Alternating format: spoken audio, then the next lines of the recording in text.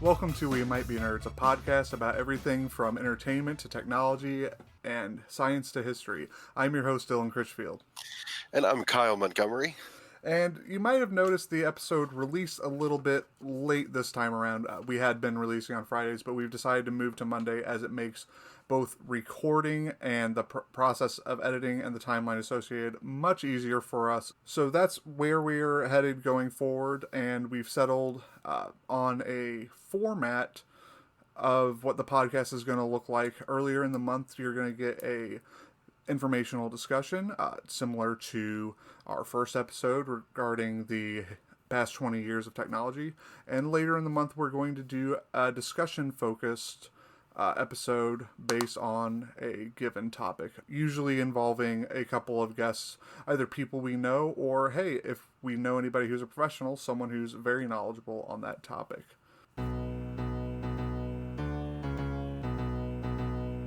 The Mighty Flash. Well, Wait, which it's Flash? on life support.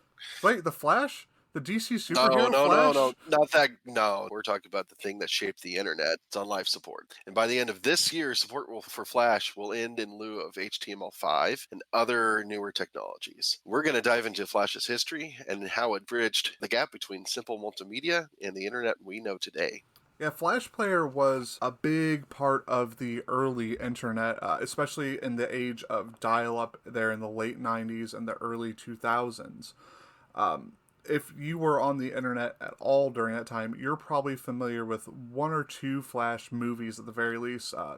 Flash videos were kind of, especially the shorter ones, were kind of the memes of the era. Would you say that's accurate, Kyle? Yeah, everything like predating YouTube, really. I remember so many videos before YouTube, and then they just kind of, everything moved to YouTube. Yeah, everything was just all Flash Player. That is pretty much what happened. But where did Flash Player come from, and where did its associate Shockwave come from? Now, if you didn't use the internet during that time in the late 90s, early 2000s, or maybe you had limited exposure to it, you might not remember the constant pop-ups to, hey, you need to install Flash Player, hey, you need to install Shockwave. But where did they come from? Who made them, and why were they necessary? So to really talk about this, we need to turn back the clock way back to the dawn of the internet in the early 90s, 93, 94, 95, 96, and a company called Future Wave Software.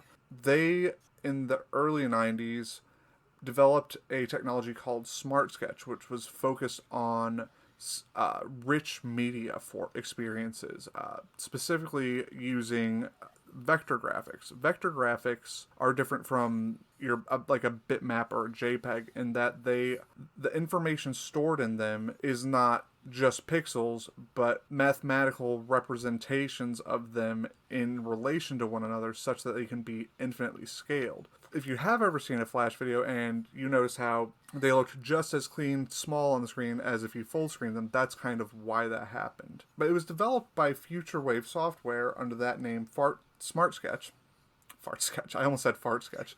And then was later rebranded to Future Splash Animator, and it shipped under that name in May 1996. Some of Flash's first big customers were Microsoft when they had released MSN, which was Microsoft News. And that whole thing was built upon the technology of Flash. Disney and Disney Online used it to power up their animations, and the user interfaces were also under Flash in tandem with Macromedia Shockwave. Shockwave and Flash, you see those a lot together, right? Yeah, I saw either one or the other. At that time, I had no idea the difference between the two, but there is apparently a clear difference nowadays. Yeah, they looked very similar in application, but Shockwave was built by Macromedia, also a multimedia platform but it was for interactive applications and video games. If you ever had, remember those pack-in CDs that would come with cereal boxes or toys sometimes that would have a small PC game you could install on them, like the Captain Crunch game? Gosh, I remember those. Or There was one for Captain Crunch. I can't remember. Was there one for Fruit Loops? I can't remember. I don't know if there was one for Fruit Loops, but I know there was one for Lego Bionicle as well that was also powered by Oh my Shockwave. gosh! Didn't that come on like a tiny little CD? Yes, it came on a mini CD specifically, but both of those were powered by Macromedia Shockwave, which was a general multimedia format that it wasn't restricted to things like vector graphics. In fact, it didn't include vector graphics at all. It had highly compressed video and audio and made things interactive. But you would normally see that again in like those CD-ROM games. A lot of kiosk presentations and a number of adventure games at the time were powered by Shockwave. Now, these things were very prominent, especially on AOL, which both you and I used in the 90s. You remember the AOL Kids Zone experience? AOL had Oh my its gosh! age-gated internet experience that the parents could set up, and it would let you access only a limited number of things. But, like, if you wanted to use any of those features, you had to ask your mom to install Shockwave or Flash to play, like, whatever games were associated with whatever was popular at the time with kids. Now, did your mom install it or did you install it? My mom installed it. My mom taught me Ah, all I knew about computers in the early days. So yeah, but like everything that AOL had used either Shockwave or Flash. yeah, I remember using, especially with the chat features and stuff. That felt like just a really fun application, a good way to use it, so that I mean, I'd never seen really anything like that. People just talking to each other using AOL. That's actually pretty cool. And I remember watching some videos on that too. A lot of Nickelodeon stuff. I think they had a. Did they have a big thing with AOL? Yeah, I think Pretty. Viacom had a big partnership with AOL. I do think AOL this warrants its own discussion sometime because it was a wild, very siloed internet experience, especially with like the age group focused chat rooms that were in retrospect, like, what were they thinking letting a bunch of kids just get in a chat channel together? Like, I get it, it was age restricted and only kids could be in there, but like at the same time, whoa. But AOL was a big part of our early internet experience, but as we got older and specifically like in our middle school and high school years, like everybody knew of like Shockwave and Flash were used interchangeably in kind of the just common terminology between people at the time, especially folks in our age group. But like anybody you knew of some internet thing, what we now call memes, that was usually powered by Flash. What was the first big one you can remember? Well, oh gosh, even trying to think back to that. Remember, even just to get to some of those memes, because those all would have been blocked by stuff with AOL. You would just booted up AOL and then switch to Internet Explorer or something like that. That was the way around That, AOL siloing. that was the only way to get around that. Yep. Remember learning that one way too late.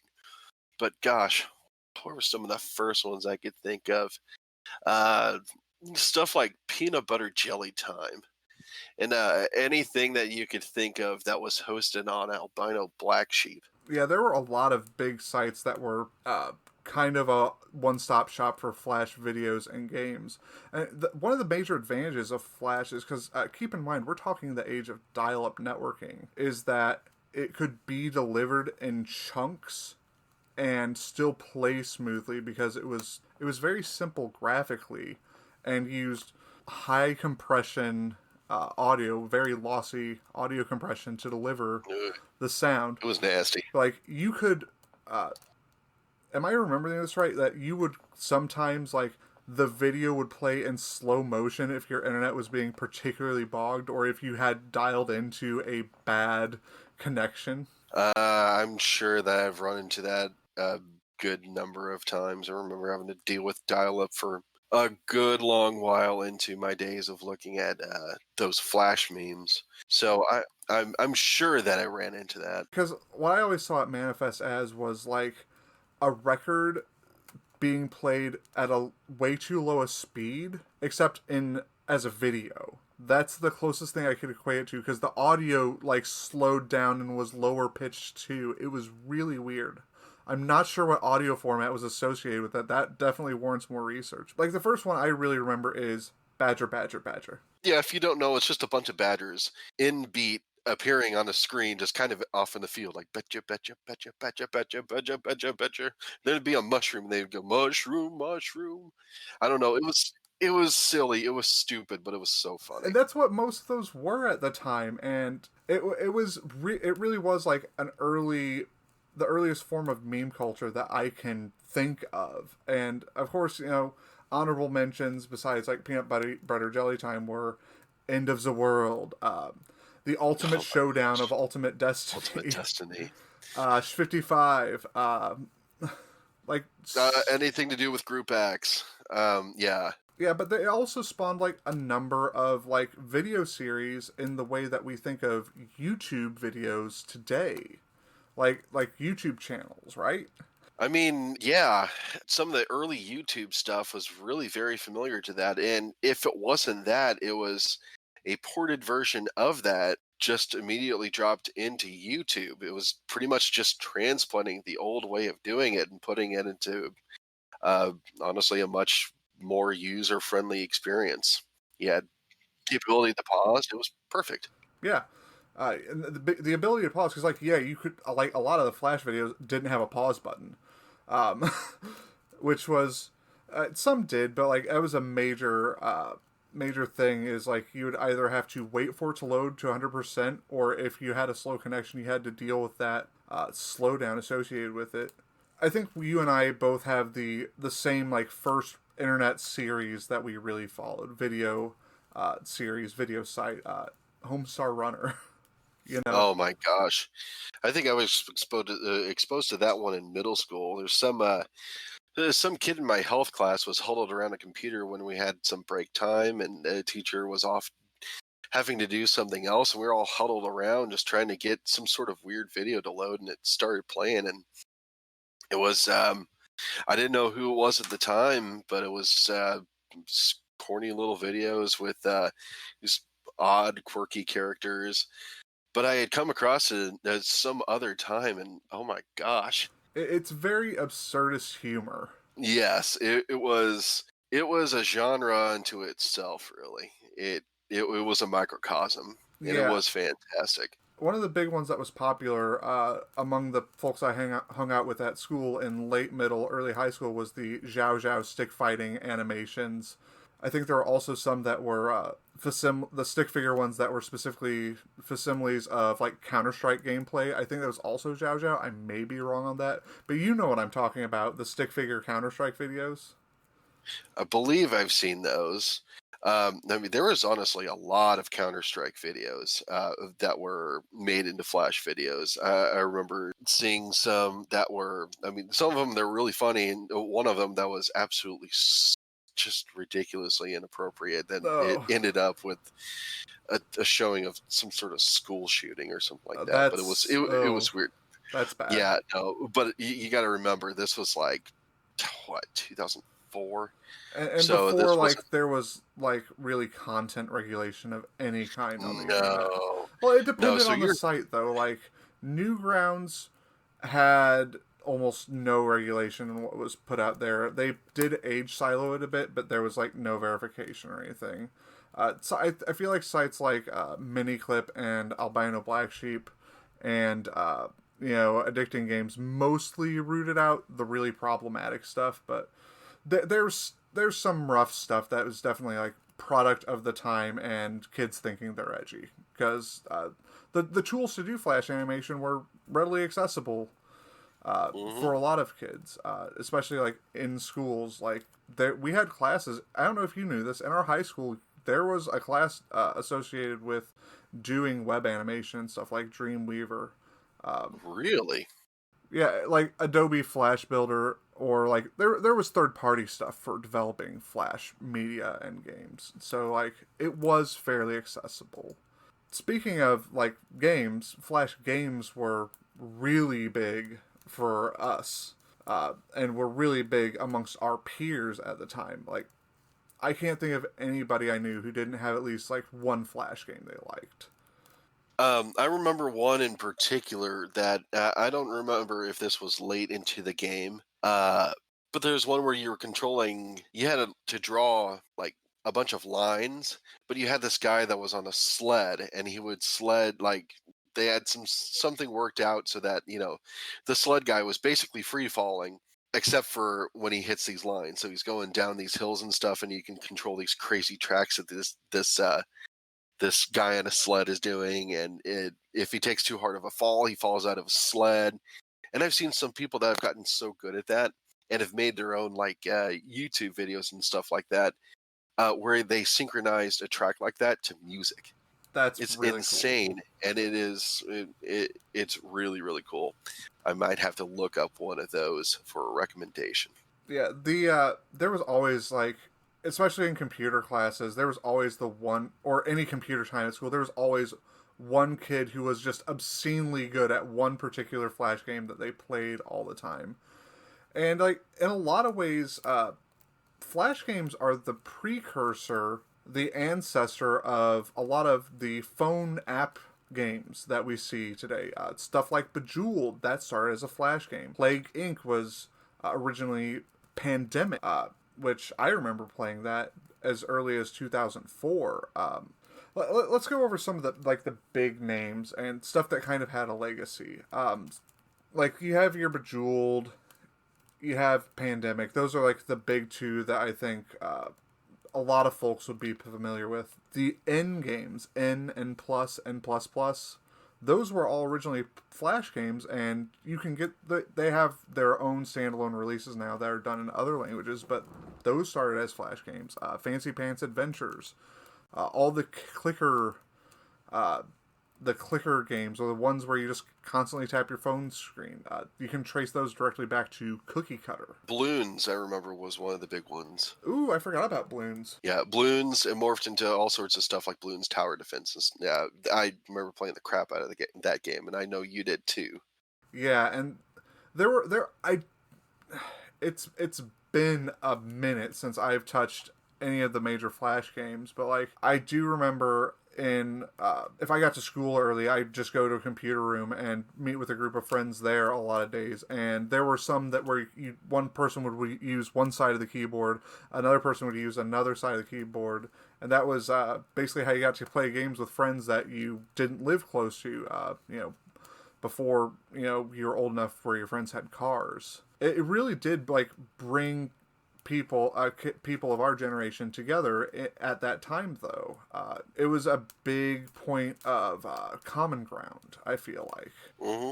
Now, here's a good question. Did you ever get onto your parents' account on AOL and get onto Pogo and do any of those games? I never got into Pogo. My wife is very familiar with Pogo. I knew a lot of people who were deep into Pogo, though, and it was now correct me if I'm wrong, that was a subscription based service. Yes. Pogo Club, I believe, was the subscription one. The rest of Pogo was free, but there were certain features and certain games that were Pogo Club exclusive.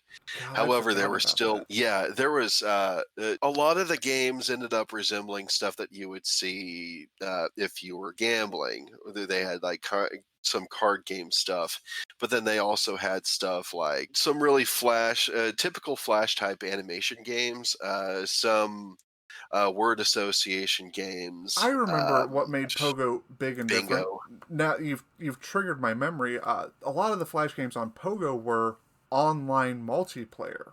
Yes. They had chat rooms associated with them, and like I remember for a time playing billiards and having that built-in chat. You would coordinate on whatever chat app you were using at the time, be it MSN, AOL, Yahoo Messenger. Oh God, that's.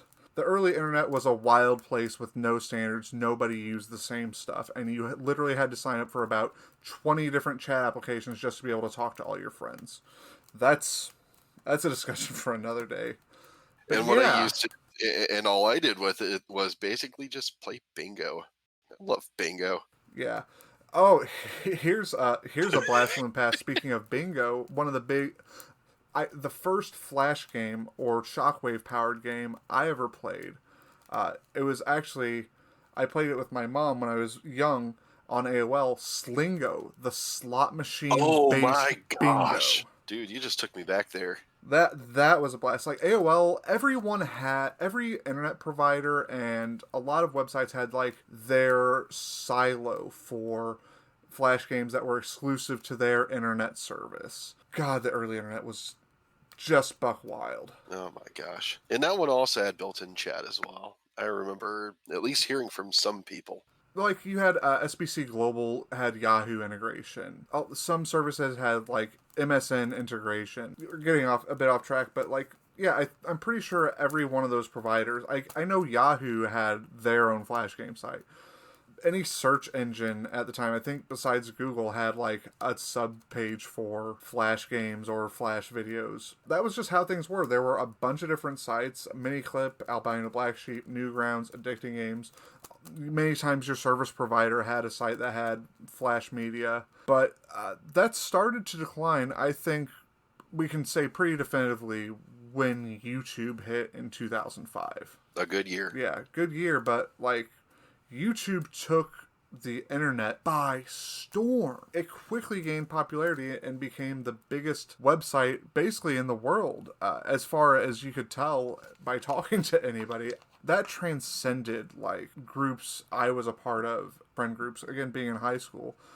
Everybody talked about YouTube. Everybody talked about the big YouTube videos like Numa Numa or whatnot. Mm-hmm. I think it was the first big internet phenomenon that started edging us towards the ubiquity of the internet that we see today. Now, do you remember, by chance, possibly, the first YouTube video you ever watched? I Numa Numa, remember mine. easy. Numa Numa?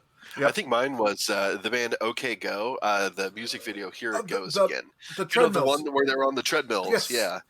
That is easily the first video I had ever seen on there. So I guess I was late to the game because that one was released 2006, the music video was? 2006, 2007, for sure. Yeah, something like that. They don't have the original video up, but they do have it re-released on there. So I can kind of go back and watch it anytime I want. I kind of love it. Yeah, that's that one. What everybody knew of that one. That's what.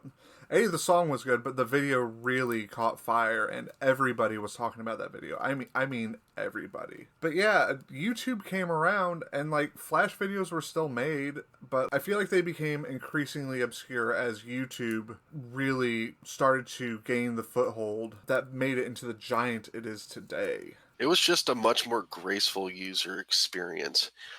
Pause button, scrubbing, everything like that. It made for a much more streamlined experience and not such a. I don't remember in the old days.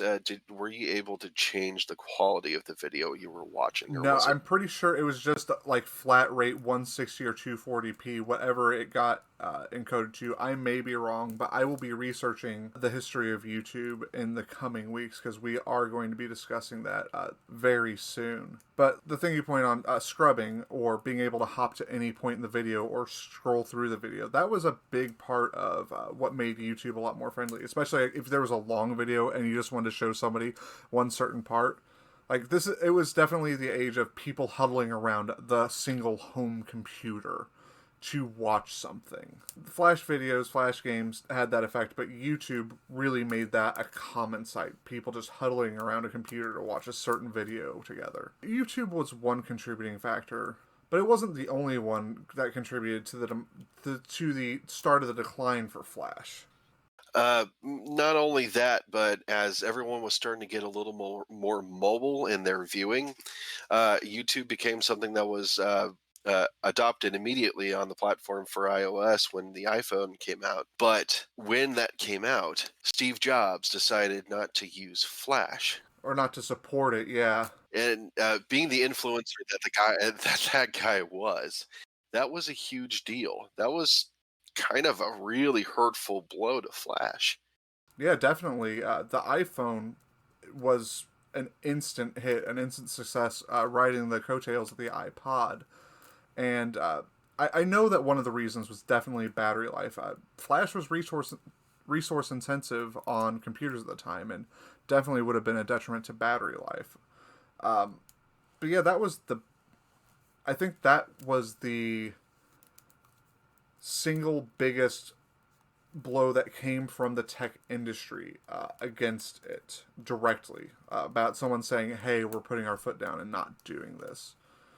But And you know what? That felt like it was a big risk too, because it wasn't until almost a good decade later that uh, not everything would be flash dependent anymore. Uh, the iPhone came out in 2007, and for that time on, for a good 7 years, if you wanted to look at a website that had Flash, you had absolutely no chance of doing so. And there were some websites that absolutely depended on Flash, and like for example, if you wanted to watch anything Homestar Runner related, yep. you couldn't do that. If you wanted to get on YTM&D, you couldn't do Oh god, that. I forgot about If you wanted to YTMND. get on Albino Black Sheep, couldn't do that. Now, it's worth So noting that Android, there were Android implementations of Flash, and I used those with my first Android phone. But this is again where I think the battery life came into play, because my phone would get hot and my battery would tank. mhm. And it got increasingly difficult to install anything that could support Flash. I think I had to root my phone to get that support in the first place, to jailbreak it, rather. But as far outside of the rise of smartphones and the impact on battery life, the last factor was the introduction of the HTML5 standard. HTML being what powers the web. HTML is how largely what web browsers use to display a web page. The fifth iteration of HTML integrated a lot of the features, the rich media features of Flash and other associated technologies like Shockwave. It was codified in 2008, and again, YouTube was one of the first major users of HTML5, but there were other technologies that contributed to the decline as well. Things like WebGL, 3D graphics being rendered in real time in the web browser. And as those technologies gained popularity and started showing people, hey, look what you can do on the internet now. You can play a 3D game in your web browser and it doesn't lag. It doesn't, run like crap. It's not like all choppy and stuff. The content creators started moving to that, and there's less and less Flash content being created. And the advent of HTML5 was also what helped YouTube really get off the ground. They were popular even before then, but at some point, YouTube just kind of spiked in speed. It became a lot more performant. It was a lot easier to handle. It became just a better user experience, and it came along just in time for things like, I know I'm saying it, Justin Bieber and Oppa Gangnam Style and stuff like that. But there was a Yeah, lot. It was just becoming a much more broad platform, and HTML5 was an integral part in helping YouTube become the success it would ultimately be. yeah, and you didn't have to install the plugins anymore to get YouTube to run. You didn't have to install Flash or any of that. You could just have a fresh computer and immediately go to YouTube and start using it. And I'm sure the apps on smartphones definitely helped increase popularity, but the other problem that cropped up for Flash in the early 2010s was that it became a very popular attack vector for spyware and malware, and delivering that to a user's machine was by way of the Flash plugin in any browsers. And different browsers could do different things to mitigate it, but it had to be patched in the Flash plugin. And, after nearly 10 years of constantly fighting and patching, Adobe announced that support for Shockwave would end at the end of 2019. Shockwave is officially dead as of December 31st of last year. And as we said, Flash will no longer be supported after December 31st this year. As in terms of support, it will be dead. Now, let's be clear. That doesn't mean you can't install Flash Player, although you shouldn't. because it'll be a vulnerability on your system. But like, you could, if you've ever downloaded, like right click downloaded a flash file, a .swf file, you would still be able to run those. But that's definitely something more for internet historians to handle. And if you're going to do it all, you should probably do it in the context of a virtual machine. But that's getting a bit blue and depressing. So what is the impact that Flash has had, though? What is its legacy? And what is its legacy? What is it leaving behind? What did it build for us? And what do we have because we had Flash? It really just helped define my internet experience from the time it first started, even up until now. Everything that you've seen from Flash that has been built into any of these newer technologies was all directly just huge influences from Flash. It it was the building blocks of our multimedia experience. Every bit of it on the internet. Do you think it's fair to say that the various video platforms we have today, do you think it's fair to say that they're a part of Flash's legacy? Because in my mind, it definitely popularized video content on the internet at a time where it was hard to get actual video content, like camera recorded content on the internet. If you didn't want to take like 3 hours to download a 2-minute clip, you know. Do you think that's fair to say? Yeah, and honestly, I mean, there was still roughly a 10-year window from when Macromedia took over Flash before YouTube really became a thing. Yeah. I feel that it was pretty successful in that time. I remember hearing all these little silly videos and stuff like that that my parents would find Mm-hmm. was by far my first experiences with that, and grew into things like, Homestar Runner and Albino Black Sheep and stuff like that, up until the point where YouTube just made it so much easier and user friendly to just take something you recorded and put it on the internet. I think It really was sad. As soon as we could make a video with anything, get it onto our computer, and get to YouTube, yeah. it did the rest. Yeah, that's very fair to say. I think if there's any like direct legacy in terms of Flash videos in particular, it's that kind of media, that kind of content definitely lives on through YouTube, considering it's the only major provider of that type of content today. But like, you can also draw a direct line from a lot of the early Flash games, or a lot of the later ones even, to current phone apps. Plague Inc. is still one of the most popular mobile games, if maybe a little bit less than ideal thing to play in our current environment with the pandemic and all. But Bad timing. like Bejeweled is still, you can still get the Bejeweled app on your phone. I feel like a lot of the Flash games live on today as apps that are available for phones. I think the types of games we see on mobile devices, especially the ones that you can install on any device, I think that's kind of the legacy we have for Flash games. But they still make QWOP, right? Oh God, QWOP. I Let's. still can't make that guy run. Oh God, let's talk about QWOP real quick. let me pull up. So yeah, let's actually take a look at some of these things. Look at some of these games and talk about those, because I think we have a little bit of time to talk about this. QWOP, again, if you were on the internet in the late 2000s, early 2010s, you might be familiar with QWOP. It's a ragdoll based browser game where you use the Q, W, O, and P keys to control the different parts of this dude's two legs, the upper leg and the lower leg muscles, and try to make him sprint as far as possible. It is extremely frustrating to try to wrap your head around. And I think, yeah, it's available on iOS and Android today.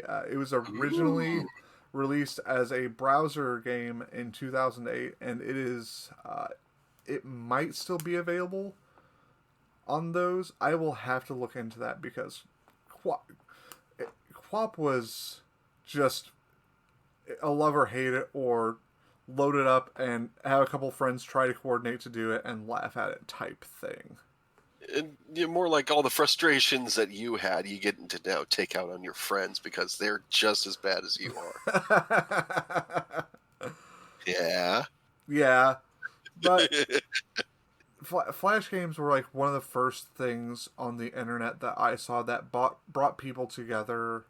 Flash games, Flash videos, they were the first internet thing that I can remember that brought people together in real life. And I think it's worth looking.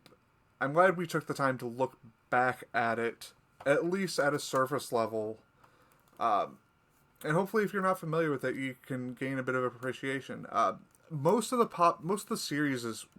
video series we've referenced are available on YouTube, and are definitely worth your time to check out. Again, Homestar Runner, or if you just like, there's stuff like Homestar Runner, but there's also, it's associated a Strong Bad Email would be one I'd recommend. End of the World, the Zhao Zhao videos, all those are available on YouTube. And if you really want a good look at what the early internet was like, look up top 10 lists from the mid 2000s on Google. Just like look up top Flash videos on YouTube and go to the time and set the time to anywhere between 2005 and 2012. Look at those and then put that into your search in YouTube, and you get a pretty good idea of what the early internet was like for a lot of folks. That's my recommendation for this week. My recommendation for this week was one of the Flash games I was talking about. The one with the guy riding on the line, and he was on a little sled thing. What's that called? The game was called Line Rider. And if you type in www.linerider.com, you could still play that. It's still fully playable. It was released back in 2006, but it still exists. And it is hard to master, but a lot of fun to play. So play that for about 5 minutes, see just how difficult it is, and then watch some Line Rider videos synced to music. They'll make you feel very, very small, but they are really, really cool. So that's my recommendation for this week. I think it's fair to say that's probably been ported to HTML5 or one of the many other technologies that are integrated into web browsers nowadays. I'm sure many of these things live on in, as far as the games, they live on if someone decided they were worth preserving.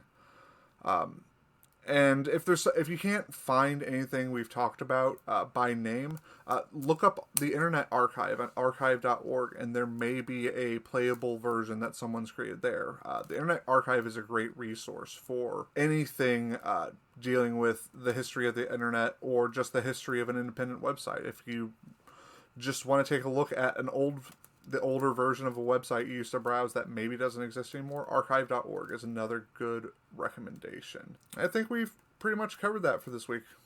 What do you think? Do we end the podcast? Yeah, probably. And Flash will, just as Flash will end, we will end this individual podcast. Sad to see it go, but we're on to bigger and better things. Hey, that's just how technology goes. Something will live maybe far longer than it should have by some folks' standard, but something will come up and take its place, and that's the rapid pace of the world of technology in action. So yeah, that's going to be. Somebody tell that to the fax machine. Oh, don't get me started, fax machines. We're not going to do an episode on that. No, not fax machines or printers. They are the bane of my existence. But that's going to do it for us this time on We Might Be Nerds. Thank you so much for joining us. Thank you for those of you who have continued to listen as we start the show up. Thank you for sticking with us as we kind of find our way with this show and how we want to do things. Again, we're going to stick with the informational type episode early in the month and discussion focused episode later in the month. For now, we're going to stick to our 2-week schedule, and we are going to be releasing on Mondays from now on, anywhere you get podcasts or on our YouTube channel. Next time, in 2 weeks, we're going to be doing another discussion episode. I'm not sure who we're going to have on yet, but we're going to be talking about the value of video games. They get a bad rap, but if you really look at them, and if you have any amount of experience with them, you can generally see the value in them. So we're going to be talking about that next time. Although $70 is a high price tag. Ooh, yeah, the next generation. Let's talk about that real quick. If you've not been paying attention, the next generation of consoles are coming out: the PlayStation 5 and the Xbox Series X, Series S. And yeah, games are going to retail for $70 now, so that's rough, and I think that's something we will definitely need to discuss. But after that, after our next discussion episode, the next informational episode you can look forward to in early November, unless things change, is going to be about something we talked about during this episode quite a bit. We're going to look at the history of YouTube. How things started, how it's grown, some of the changes that have been made along the way, a lot for the better, some maybe not so valuable changes as well, some may be detrimental to the user or creator experience, and where we go from here. So you can look forward to that in about a month. But that's all for today. Thank you for joining us. You can follow us on Twitter at MightBeNerdsPod, or if you want to get in touch with us, you can just email us at wemightbenerdspod@gmail.com. I'm Kyle Montgomery. And I'm Dylan Critchfield. And if you like this, you might be a nerd too. We'll talk to you next time.